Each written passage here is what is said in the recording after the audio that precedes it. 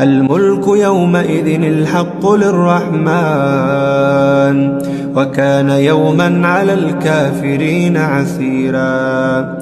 ويوم يعض الظالم على يديه يقول يا ليتني اتخذت مع الرسول سبيلا. يا ويلتى ليتني لم اتخذ فلانا خليلا لقد ضلني عن الذكر بعد إذ جاءني وكان الشيطان للإنسان خذولا.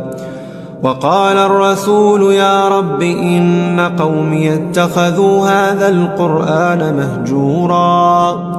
وكذلك جعلنا لكل نبي عدوا من المجرمين وكفى بربك هاديا ونصيرا.